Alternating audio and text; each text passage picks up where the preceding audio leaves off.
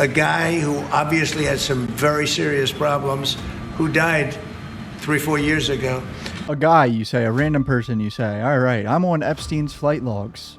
Yes, the real document. It was a part and object of the conspiracy that Ghislaine Maxwell and the defendant Jeffrey Epstein and others known and unknown. And then Sophie Biddle is SB, she's a massage therapist. And then Donald Trump. On October 11th, 1993, Jeffrey Epstein, Donald Trump, Marla Trump and Tiffany Trump, a nanny, and Mark Middleton.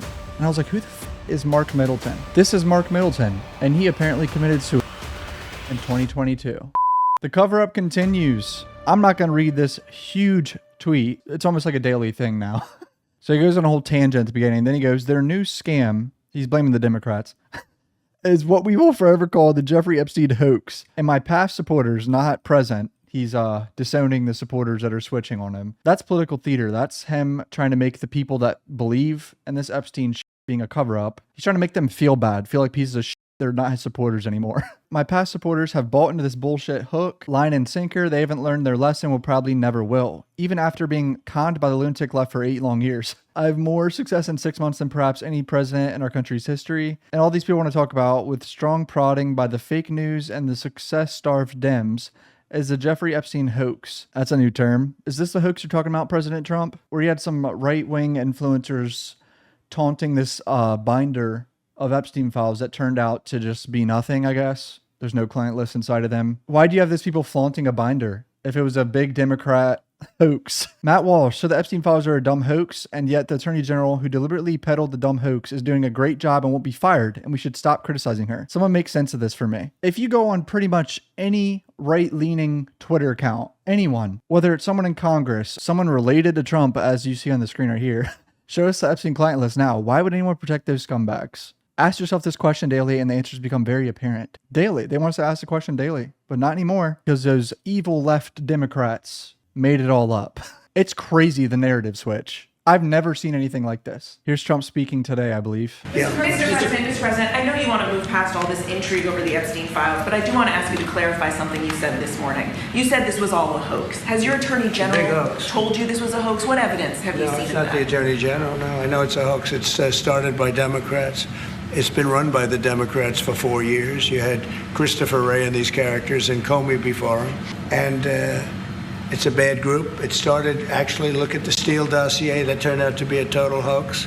The 51 agents, the intelligence, so-called intelligence agents, it was a hoax. It's all been a big hoax. It's perpetrated by the Democrats. And some stupid Republicans and foolish Republicans fall into the net. And so they try and do the Democrats' work. The Democrats are good for nothing other than these hoaxes. They're bad for policy. They're bad for picking candidates that can get elected. This is political theater. He's now blaming everything on the Democrats, the left. No, it's I call it the Epstein hoax. It takes a lot of time and effort. Instead of talking about the great achievements, we've had a great gentleman yesterday, as you know, went on CNBC and he made the statement that Trump may go down as the greatest president of all in the United States. And instead of talking about the things we've achieved, we've had tremendous achievement. They're wasting their time with a guy who obviously had some very serious problems, who died 3-4 years ago. A guy, you say, a random person, you say. All right, I'm on Epstein's flight logs. Yes, the real document from the Ghislaine Maxwell trial. These start in April 1991 all the way over here. The names are right here on this row in the middle. And it's obviously a lot of Jeffrey popping up. I'm going to go all the way down here. The first flight is October 1993, October 11th. The second one from the top, from Palm Beach International to Teterboro, with Jeffrey Epstein, Ghislaine Maxwell, Dawn DeVito, I believe is who DD is. Some reports say that. And then Sophie Biddle is SB. She's a massage therapist. And then Donald Trump on October 11th, 1993. Now we go down to October 17th, 1993. From Palm Beach to Teterboro. Jeffrey Epstein, Ghislaine Maxwell, DD, again, RD, I'm not sure who that is, Rob DeVito, and Donald Trump. I mean, look how many times this guy was flying. This shit is just crazy to me. We're down to 1994 now. This shit's crazy to me. Jeffrey Epstein, one female. Don't even have to put the name. I wonder who that one female is. Probably a child. Jeffrey and Sophie Biddle, a massage therapist. And look, in 1995, Jeffrey was getting active. Jeffrey, 2 females. Jeffrey, 1 female, 1 female. All within a 3-day period right here. We're down to August 1995 now. A lot of Sophie Biddle and 3 males. Jeffrey Epstein, Sophie Biddle, and 3 males. What is that? Why is there no names for these 3 males? Jeffrey Ghislaine and 2 females, 1 female, the same day. They fly to and from Palm Beach to CMH Airport. I don't know which one that is. Real quick, I want to point out as well, United States versus Ghislaine Maxwell, right? Count 1, conspiracy to entice minors to travel to engage in illegal sex acts. Defendant in the sexual exploitation and abuse of multiple minor girls by Jeffrey Epstein. In particular, from at least in or about 1994 up to and including at least in or about 1997. Maxwell assisted, facilitated, and contributed to Jeffrey Epstein's abuse of minor girls by,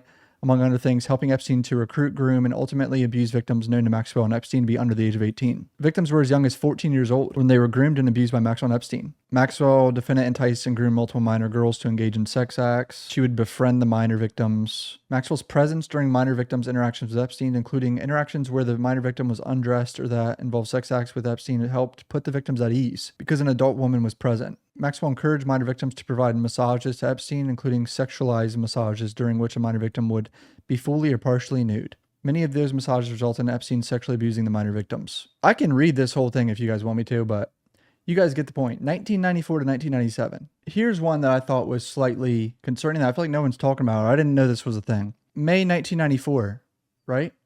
I mean, right around the time that he apparently started doing stuff with little girls. Epstein, at least. PBI to DCA. Jeffrey Epstein, Donald Trump, Marla Trump and Tiffany Trump, a nanny, and Mark Middleton. And I was like, who the fuck is Mark Middleton? This is Mark Middleton, and he apparently committed suicide in 2022. Yet another person on this private jet that committed suicide with Jeffrey. Mark was an American businessman and lawyer who served as special assistant to President Bill Clinton in the White House during the 1990s. He died in 2022 as alleged suicide. A shotgun was discovered near the body of former Clinton aide with links to Jeffrey Epstein, who died by last year. A new set of documents obtained by Daily Mail states that the 12-gauge Colt shotgun was 30 feet from the body when he was found dead on Heifer Ranch in Perryville, Arkansas. Additional papers written by Sergeant Keenan Carter also detail the lengths Middleton went to ensure his attempt was successful by standing on a bench and then tying an electrical cord around his neck before finally shooting himself in the chest. So he shot himself in the chest, but the gun was 30 feet from his body? It is believed that Mr. Middleton pulled the trigger on the firearm casing to discharge and strike him in the chest, and then he fell from the bench, causing the extension cord to become tight, cutting off his breathing. And this is the ranch he was found at. Just moments before his death, the HVAC businessman reportedly texted his wife that he found the perfect place for a nap in the sun. "You are a great mom and wife, babe," he allegedly wrote to her, with whom he shares 2 young adult daughters. "Please be happy today and get some sun. It'll make you feel better. I love you." He concluded the message with the heart emoji. They discovered his body in the afternoon after they saw the SUV parked for several hours. "I went to a nearby trail to the south and heard my colleague calling for help. I ran towards her and could see the officers moving towards where she was, and she was pointing towards the overlook, asking, 'Is that human? Is that a body?' Officers determined that the gun was flung away from Middleton's body due to the recoil and angle of the ground. This officer didn't find any evidence to indicate that there was anyone present with Mr. Middleton at the scene or any evidence that there was any type of struggle or foul play. Initial claims that Middleton's death was self-inflicted despite that there being no weapon at the scene immediately ignited suspicion related to the far-right Clinton body count conspiracy theory. I would say there could be a Trump body count conspiracy theory.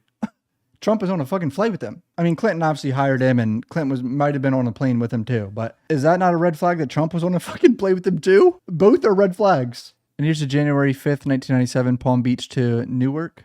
Jeffrey, Ghislaine, Donald Trump. And I can't even read these names on this one. You could try to zoom in if you want, but there is no hoax. I mean, Ghislaine Maxwell is in prison for this. And there's documents that I can read for you guys that detail things they did. I mean, look at this part right here. It was a part and object of the conspiracy that Ghislaine Maxwell and the defendant Jeffrey Epstein and others known and unknown would and did unknowingly transport an individual who has not attained the age of 18 and initiate in foreign commerce with intent that the individual engage in sexual activity for which a person can be charged, blah, blah, blah. Multiple group sexual encounters with Epstein and minor victim 1 in New York and Florida. Where was Trump flying on that plane frequently? New York and Florida. Just because he says he didn't go to the island don't mean shit, bro. 1996, minor victim 1, New York and Florida. New Mexico in 1996 with minor victim 2.